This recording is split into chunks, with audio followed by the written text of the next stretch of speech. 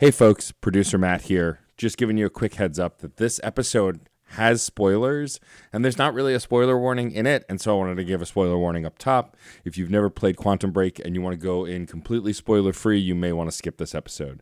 If not, stick around. It's a great one.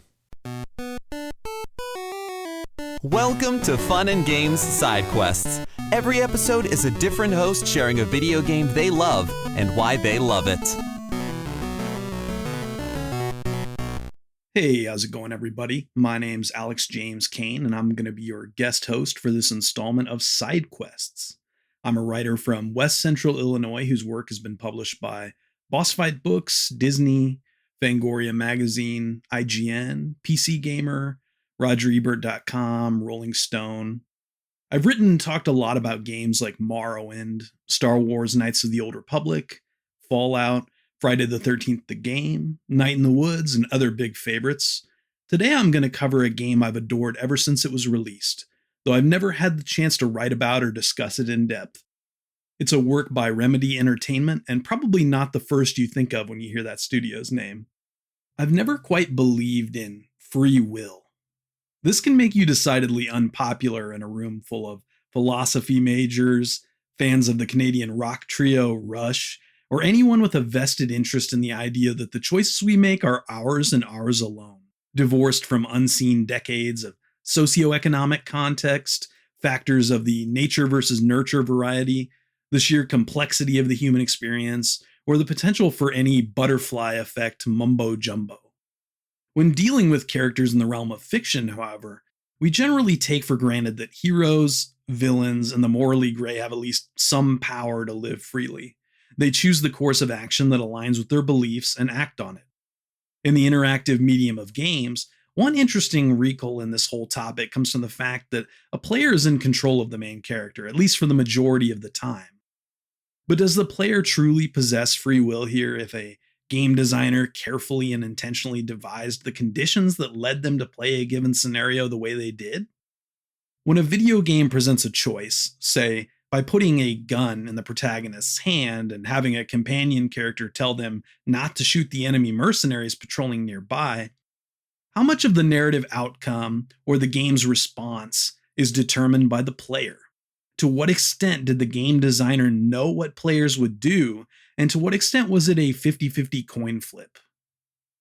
Now, what if the companion character was the protagonist's brother? I suppose you'd have to replay the game in question and choose differently to find out.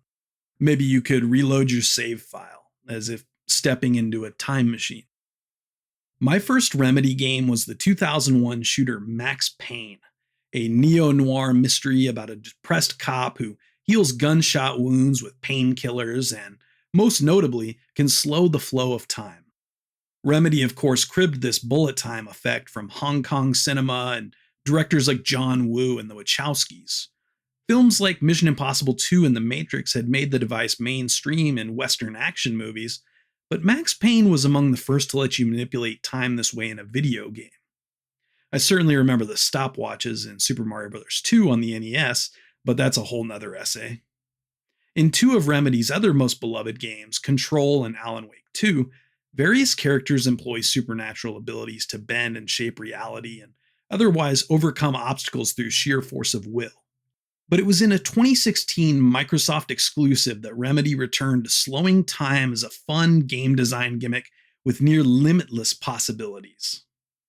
Quantum Break conceives of time itself as one big, fragile egg, and when it breaks, it's up to the player in the role of Jack Joyce, wanderlust, activist, everyman, to make an omelet out of the whole thing. Jack has an estranged brother named William, whom he loves but hasn't seen in years. They see the world quite differently, and they've got a mutual friend from the old days, Paul Serene, who represents yet another worldview, another conception of masculinity, and another attitude toward time travel and the end of the world. So what is time travel, really? Why do we keep coming back to it in everything from Back to the Future and The Terminator to Looper and Twin Peaks?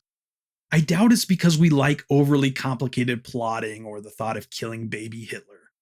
At its heart, I think that the most rational minds still love a good ghost story. And we all have regrets, painful memories, things we've said we wish we could take back.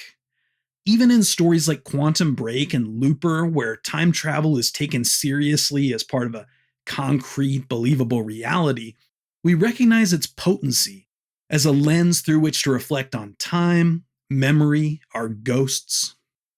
People grow and change, friendships fall apart, and one day you wake up and learn that an old friend or a loved one you haven't spoken to in a while is suddenly gone forever. All those unspoken conversations haunt us. Maybe we don't have time machines or wormholes, but we experience time travel of a sort.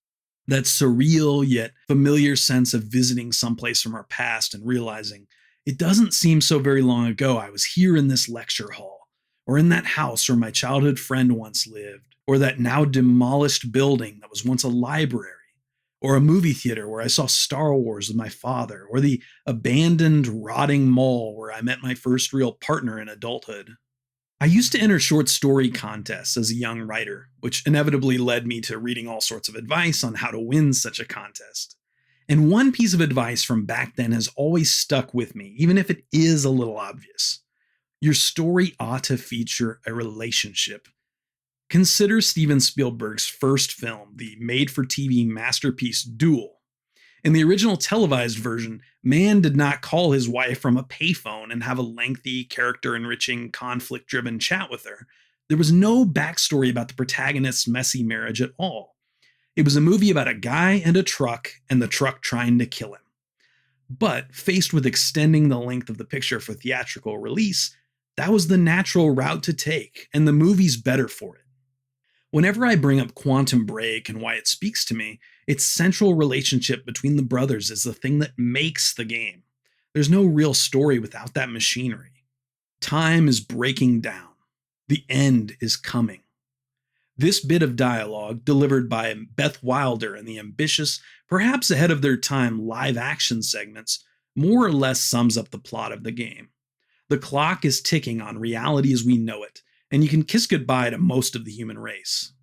The ultra-wealthy are still digging their bunkers and building their life rafts naturally. The game does a great job of showing how the 1% have a different relationship to the end of the world than the rest of us. To them, it's just another business opportunity. Here's to all of us making it into the program, some rich nobody says as you infiltrate a gala event thrown by Monarch Solutions, the shadowy corporation prepping for the end of time. Like Control, Quantum Break is a third-person shooter with, essentially, superpowers. But a lot of its appeal and replayability comes in the form of branching narrative. Junction points where the player makes a choice that has an impact on both the in-engine game world and the live-action episodes, which you can watch like the first season of a television show alongside your first playthrough. Branching is perfect for a subgenre that constantly asks, what if you could go back, do things differently? Who might you have become instead? Whose lives could you have saved if you had a time machine or time-bending abilities? It's rare that all the violence and killing in a game neatly aligns with the intended narrative as presented in the performances and cutscenes, but here we have a number of interesting design decisions outside of the basic run-and-gun loop that reinforce the story's themes rather well. We're a little confused because Jack is a little confused, but the characters of Beth Wilder and William Joyce, and even the villains occasionally, assure the player that this will all make sense in the end, and therefore that Quantum Break's time travel mechanics have some kind of internal logic. Junction points and quantum ripples, the proverbial consequences of your actions, give us a decent excuse to go back and replay the game now and again, exploring different pieces of Remedy's larger puzzle. You visit Alan Wake's classroom in this game, by the way, and glimpse an early live-action teaser for the sequel, which didn't come out for another 7 years. The beauty of time travel. Quantum Break is, as its lofty title might suggest, a game that wrestles with a lot of different ideas, and it's at least as relevant in 2025 as it was 9 years ago. When is violence an acceptable response to injustice from those in power? They weren't cops, Jack says of Monarch's thugs. They had no authority to do this. What of acceptance and letting go of the people we've lost? I've been to the end of time, says Paul Serene, gazing into the Nietzschean abyss. When confronted with the human condition, our own mortality, We have a choice between trying to dominate and control it or surrendering to it. Do we seek out and try to destroy the horrors and therefore risk becoming them? Or do we come together and try to relieve some of that burden for one another, to heal from that anguish and create something in contrast to whatever the abyss has to offer? Might we lend a comforting hand, cook lunch for a neighbor, or send money to help the victims of war overseas? If you're Paul Serene, your impulse is to master death and outsmart it. His experimental treatments and eye drops evoke the real-world billionaires undergoing gene therapy, espousing the digital singularity, and drinking the blood of their children, so to speak. Jack's brother, Will, views the metaphysics of time travel the same way Paul does. Time is linear. Even with a time machine, you can't change what's happened or what's supposed to happen.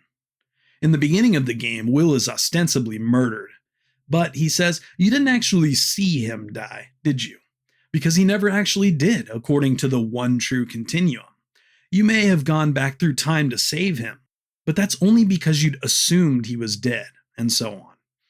Ironically, Will himself set all this in motion years ago by activating his earliest time machine prototype, and he's been obsessed with preventing the worst of the fallout ever since. Beth Wilder, the main feminine presence in the story and a total stranger to Jack at the start, is very much an agent of free will. She devotes her entire life to fighting back against Monarch from within, preparing the Joyce brothers and even her childhood self however she can. Serene and his mysterious boss, Martin Hatch, are like the trickster gods who have no doubt whatsoever that Ragnarok is coming. Beth's prepared to sacrifice everything to ensure that it doesn't. Some of the game's most explicit messaging comes in Act 5, with university protest signs and graffiti that read, "No history, no future," and "Save our library." Knowledge and power aren't made to be hoarded so that you can cleverly outwit everyone else and rewrite history as you want it to be. If you venture through time or into the underworld, that boon of knowledge is meant to be shared. And then you have to accept the past and learn from it in order to build a better future that doesn't retread the same mistakes over and over. This is something you hear from history teachers from the time you're 10 years old, but it bears repeating. It always will. Near the end of the game, Will tells Jack to get down when a pair of Monarch patrols comes through a door, and you can probably shoot them both dead at will. But I didn't, and Will praised Jack for listening to him, for growing and not being the same trigger-happy, impulsive brother he knew in the past. The chronon particle effect that informs much of the game's art direction looks, more than anything, like shattered glass. But there's also a liquid undercurrent of mercury, or the surface of a pool of water, that ripples across the environment when you activate your time vision. Science fiction isn't a window into the future, but a mirror. It reflects our present-day reality back at us through a distorted prism, sometimes scientific but often mythical.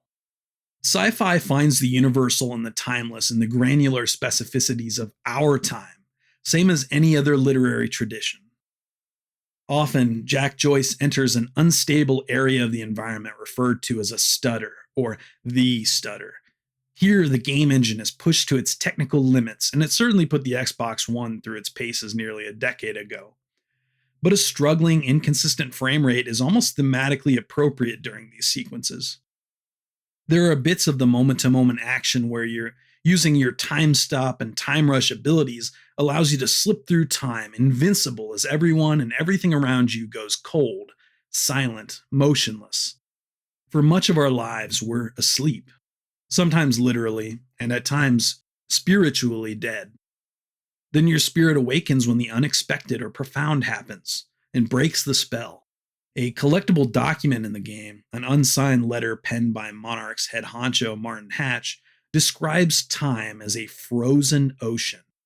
He likens stutters, fractures, and people with time powers, or chronon syndrome, to holes in the ice, or hatches if you prefer. The game's biggest flaws, especially where narrative is concerned, can be chalked up to the developers saving things for a sequel that never materialized. Lance Reddick's Martin Hatch is a secret demigod of time who got his powers not from a machine but an apparently natural wound in the fabric of space-time.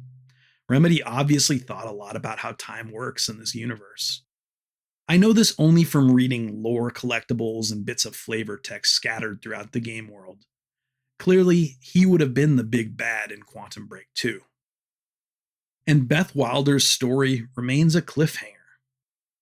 After all her hard work and selflessness across decades, doing everything in her power to ensure humanity's survival, she's shot and killed near the game's end. In the final moments of the interrogation scene that frames the entire story, Jack is asked whether he believes that history can be changed, whether, using a time machine, you can meddle with events as they've already happened. We cut back to the moment where Jack last saw Beth, alive but frozen in time during a stutter just outside the campus library, the place where our knowledge of history resides. "I'll come back for you," he whispers in her ear. Rock music swells and the credits roll. If you decide you're interested in checking it out at some point, Quantum Break is available on Steam, the Microsoft Store, and Xbox Game Pass. If you liked Control, you'll probably dig it. Thanks so much for listening, and happy gaming. Do you have a gaming subscription service like Xbox Game Pass or a crazy backlog and don't know what to play next? Well, 1H1D might be for you. Join me, Chris, and my college buddy Tom as we play a random game or a requested game for an hour and decide if it's worth playing past that hour. We go over the good, the bad, and maybe some little tidbits about the development you might not have known. Got 30 minutes? Give us a try, and if you like it, throw us a 5-star review. Try something new. You never know what might be your next favorite game. CPOV. CertainPOV.com.